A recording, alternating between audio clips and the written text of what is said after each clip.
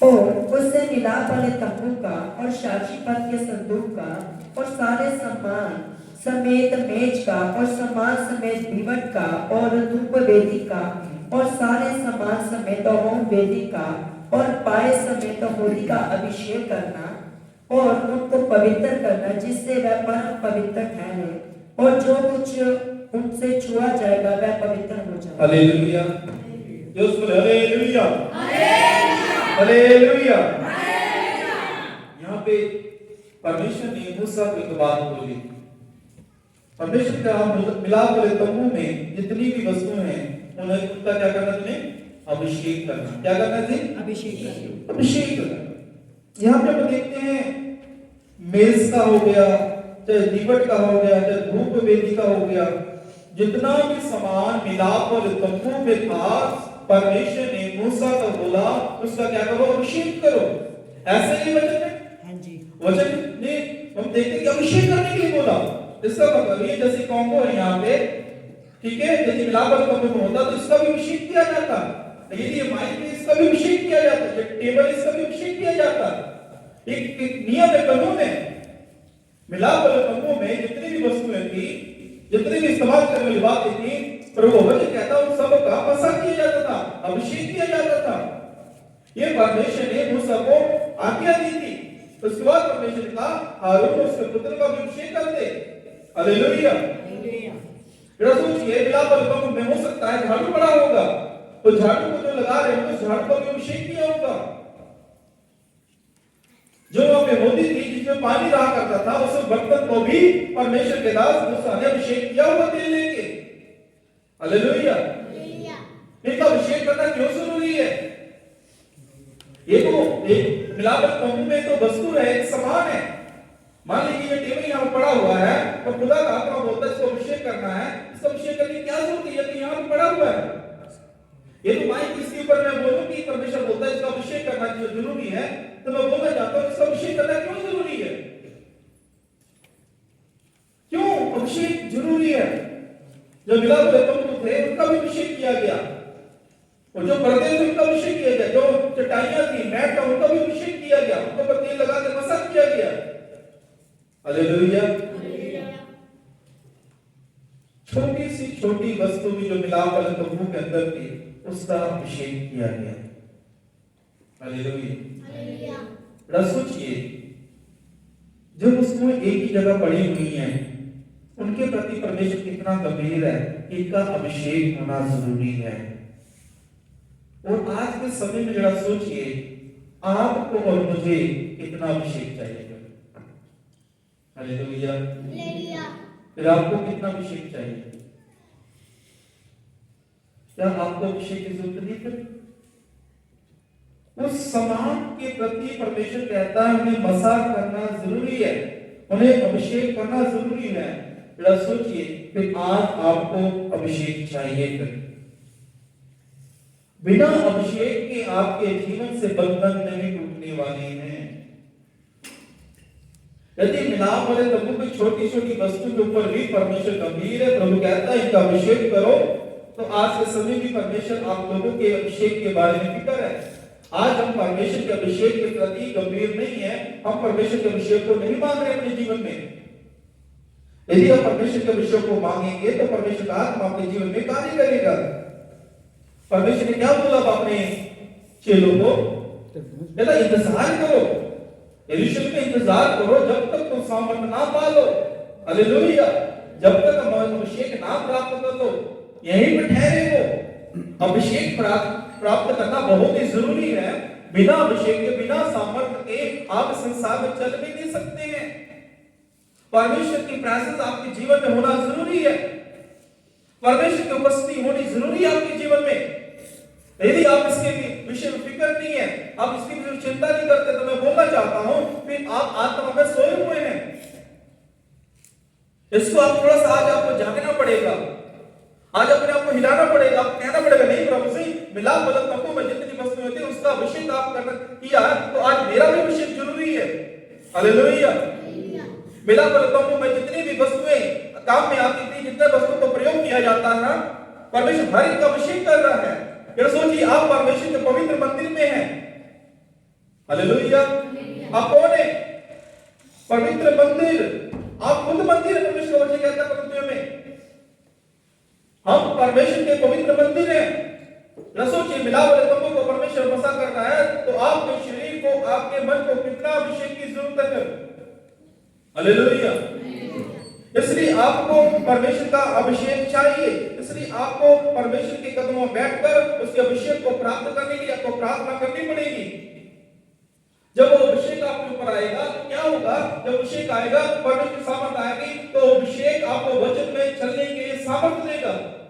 जब वो मसा आपके ऊपर आ जाएगा तो पाप में से आपको निकलने के लिए कोई मुश्किल नहीं होगी। वो अभिषेक आपको पाप में से निकालेगा। हालेलुया। जब वो अभिषेक आपके ऊपर आ जाएगा तो दुष्ट आत्मा आपके घर के बाहर खड़ी होगी, आप खूब डांटेंगे और दुष्ट आत्मा आपके परिवार में से निकल के चली जाएगी। हालेलुया। जब बीमारी कोई आएगी तो आप प्रार्थना करेंगे, अभिषेक में तो बीमारी आपके घर में से चली जाएगी। पर उससे पहले क्या करना पड़ेगा? खुदा के कदम में बैठकर प्रार्थना करने के द्वारा आप परमेश्वर के सामर्थ को अपने जीवन में प्राप्त करें। यदि आप प्राप्त करेंगे तो आप देखेंगे आपके बच्चों में बदलाव, आपके जीवन में बदलाव, आपकी आशीषें परमेश्वर खोल देगा, आपकी बरकतें खोल देगा, आपके जीवन से कर्जा खत्म होगा, आपके जीवन से व्यभिचार खत्म हो जाएगा, आपके जीवन झूठ बोलना खत्म हो जाएगा, जब परमेश्वर का वो अभिषेक आपके जीवन में आ जाएगा। हालेलुया। इसलिए अभिषेक पाना बड़ा ही जरूरी है। बिना अभिषेक के, बिना सामर्थ के आप संसार में नहीं चल सकते हैं। अब बहुत से लोग हैं जो पाप के बंधनों में हैं, पाप में फंसे हुए हैं। एक ही कारण है, क्योंकि उनके जीवन में मसा नहीं है, अभिषेक नहीं है। ये अभिषेक है क्या? क्या किसी दुकान से मिल सकता है? किसी पार्षद के साथ मिल सकता है? या मेरे हाथ रखने के द्वारा मिल सकता है? नहीं, प्रभु का वचन ऐसा नहीं कहता है। प्रभु का वचन कहता है स्वर्ग से परमेश्वर का अभिषेक आने वाला है। आप बहुत से लोग गलत शिक्षाओं के बीच पड़े हुए हैं, वो कहते हैं मसल ट्रांसफर होना चाहिए, मसल ट्रांसफर। ऐसे बहुत से लोग जाते हैं, भीड़ लोग जाते हैं, कहते हैं वो हमारे ऊपर हाथ रखेंगे, अभिषेक हमारे ऊपर आ जाएगा। ये प्रभु का वचन ऐसा नहीं सिखाता है। हालेलुया। क्या मेरी बात समझ रहे? ये अभिषेक सिर्फ आपको स्वर्ग से ही मिल सकता है। यदि आप किसी मनुष्य के ऊपर भरोसा रखते हैं कि वो व्यक्ति मेरे सिर के ऊपर हाथ रखे तो मुझे अभिषेक मिल जाएगा, तो आप सही नहीं है। सिर पे हाथ रखने से वरदान उतरते हैं। क्या उतरते हैं? गिफ्ट उतरते हैं, मसा नहीं उतरता, अभिषेक नहीं उतरता है। बाइबल में ऐसा वचन लिखा हुआ है। हाथ रखने के द्वारा वरदान आपके ऊपर आ जाएंगे, मसा नहीं आएगा। वरदान अलग है, अनॉइंटिंग अलग है। उस अनॉइंटिंग को प्राप्त करने के लिए खुद आपको परमेश्वर के कदमों में बैठना पड़ेगा। इसलिए यीशु मसीह ने बोला अपने चेलों को, जब तक सामर्थ ना प्राप्त कर लो यरूशलेम में टिके रहो, छोड़ना नहीं इसको। आपको इस चर्च को छोड़ना नहीं है, इस चर्च में ही बने रहना है, पास्टर के साथ वफादार रहना और निरंतर प्रार्थना बने रहे और परमेश्वर से कहे, प्रभु अपना अभिषेक मेरे ऊपर डाल, अपना अभिषेक मुझे दे, अपना अभिषेक मुझे दे, अपना अभिषेक। निरंतर प्रार्थना कर। जब अभिषेक आएगा तो क्या होगा? अपने आप आपके जीवन में अद्भुत कार्य होना शुरू हो जाएंगे। हालेलुया। इसलिए थोड़ा सा अपने आप को जांचें, क्यों अभिषेक जरूरी है? अभिषेक क्यों जरूरी है? क्या बीमारी निकालने के लिए, दुष्ट आत्मा को निकालने के लिए? क्यों अभिषेक जरूरी है? संत पौलुस कहता है हमारा ये मलयुद्ध है। हमारा क्या है? मलयुद्ध। 6:10-11 में लिखा है हमारा जो मलयुद्ध है संसार के हाकिमों से है, जो आकाश में है। हमारा मलयुद्ध है। उस मलयुद्ध के लिए हमें परमेश्वर के अभिषेक को अपने जीवन में लेना जरूरी है। बिना अभिषेक के, बिना परमेश्वर के सामर्थ्य से आप दुष्ट आत्माओं से नहीं लड़ सकते हैं।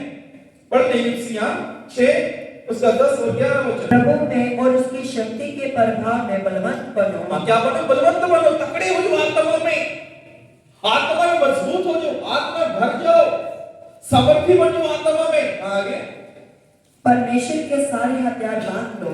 परमेश्वर के सारे हथियार बांध लो कि तुम शैतान की युक्तियों के सामने खड़े रह सको। हालेलुया। उसके सामने खड़े रह सको। 12 पढ़े। क्योंकि हमारा ये मल युद्ध लहू और मांस से नहीं, प्रभु का वचन कहता है हमारा जो युद्ध है मांस और लहू से नहीं है। यदि आपका कोई पड़ोसी विरोध में है, जहां आप काम करते हैं वो आपके विरोध में है, आप लगता है विरोध कर रहा है, यदि आपकी गली में कोई विरोधी है, अब ये मत सोचिए कोई व्यक्ति विरोधी है, प्रभु वचन के अनुसार उसके पीछे एक शक्ति है जो आपके विरोध में है, एक दुष्ट आत्मा है उसके पीछे। अब उस व्यक्ति से मत लड़े, उस व्यक्ति के विषय में मत सोचे, उसके पीछे एक शक्ति कार्य करती है जो आपको परेशान करती है। उस शक्ति को हराने के लिए, उस शक्ति को उसके जीवन से भगाने के लिए आपको अभिषेक चाहिए। हालेलुया। आपको उस व्यक्ति से लड़ने की जरूरत नहीं है। मैं एक बताता हूं एक बात मेरे जीवन में, जहां पे मेरा घर है वहां पे एक साथ में एक लड़का रहता था, तो बड़ा ही हमारा विरोधी था, बहुत लड़ाई झगड़ा करने वाला, हमेशा हमें गालियां देता था, हमें बड़ा ही परेशान किया करता था। हमें कहता था तुम्हारी प्रार्थना बंद करा देंगे, हम तुम्हारा ये करा देंगे, बहुत खुश उसको बोलता था। हम बड़े परेशान होते थे उसकी बातों को सुनकर। कहता मेरी यहाँ पे पहुंचे, मेरी वहां पे पहुंचे, ऐसा करे बड़ी धमकी देनी। हमने कुछ नहीं किया, मैं और मेरे परिवार ने सिर्फ प्रार्थना की, प्रभु आप इसका हल करें, आप इसका हल करें। ये जो व्यक्ति इसके पीछे दुष्ट आत्मा है, और हमने जब प्रार्थना की प्रभु धन्यवाद है, परमेश्वर ने उसके मुंह को बंद कर दिया। हालेलुया। उसका मुंह बंद हो गया, हमेशा के लिए परमेश्वर ने उस जगह से उसको हटा दिया। हमें शांति मिली। फिर जब भी आपका कोई विरोध करता है उसके पीछे भी दुष्ट आत्मा है। आपको उस व्यक्ति का विरोध नहीं करना, उसके पीछे जो शक्ति उसका विरोध करना है। तो वो कैसे करेंगे? जब आपके पास अभिषेक होगा, जब आपके पास अनॉइंटिंग होगी, तब आप उसका सामना कर सकते हैं। इसलिए सत्य पौलुस कहता है परमेश्वर के सारे हथियार बांधो, क्योंकि हमारे यह युद्ध लहू और मांस से नहीं परंतु प्रधानों से, किससे है? और अधिकारियों से, इस संसार के अंधकार के हाकिमों से। प्रधान और यह अधिकारी, देखिए पावर रखने वाली दुष्ट आत्माएं। अभी हमें एक छोटी सी दुष्ट आत्मा जाती है, हम उससे प्रे करते हैं, डर जाते हैं। यहां पे लिखा है प्रधान, अधिकारी, हाकिम। सही बात तो ओदा रखने वाली दुष्ट आत्मा ही नहीं है। आपको नहीं पता इस नगर में कौन सी दुष्ट आत्मा यहाँ पे दिखाई जाती होगी। हर एक नगर में, हर एक शहर में दुष्ट आत्मा होती है अधिकार करने वाली, वो उस नगर को कंट्रोल करती है। क्योंकि यहाँ पे लिखा हुआ प्रधानों, अधिकारियों और हाकिम, इसका मतलब दुष्ट आत्मा है।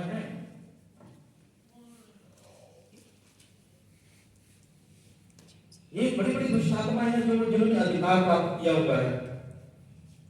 और सेना जिसमें कभी दुष्ट आत्मा जाती है, कोई बीमार हो गई, छोटी छोटी दुष्ट आत्माएं हैं। तो मैं एक बात बोलना चाहता हूं, इन सबसे यदि आपको सामना करना है, यदि इसके सामने आप खड़े रह सकते हैं, तो अभिषेक के बिना नहीं, परमेश्वर की नौकरी के बिना आप इनसे नहीं लड़ सकते हैं। उसके लिए आपको घुटने टेकने पड़ेंगे खुदा के आगे। खुदा के आगे घुटने टेकेंगे, तब ही वो शक्ति आपके जीवन से, आपके परिवार, आपके नगर से जाएगी।